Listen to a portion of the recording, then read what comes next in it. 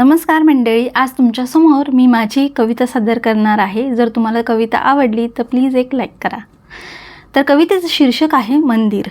ते एक मंदिर तळ्याकाठी वसलेलं, ते एक मंदिर तळ्याकाठी वसलेलं, पिंपळ पानांनी जर असं लपलेलं, पिंपळ पानांनी जर असं लपलेलं, फार पूर्वीच तसं ते दिसलेलं, फार पूर्वीच तसं ते दिसलेलं, आणि ते एक मंदिर तळ्याकाठी वसलेलं। रातकिडे साप विंचू बेडूक अवतीभोवती असलेलं, रातकिडे साप विंचू बेडूक अवतीभोवती असलेलं, पांढऱ्या शुभ्र कमळांनी वेढलेलं, फार पूर्वीच दिसलेलं, आणि ते एक मंदिर तळ्याकाठी वसलेलं।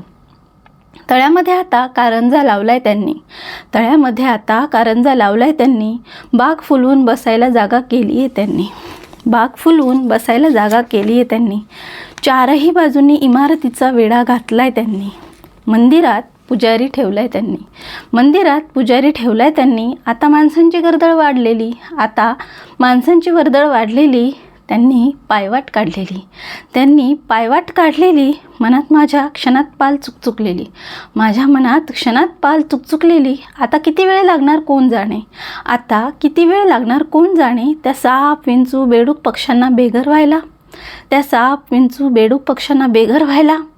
जिथं माणसं लागली आहेत बेधुंदपणे घर बांधायला, जिथं माणसं लागली आहेत बेधुंदपणे घर बांधायला।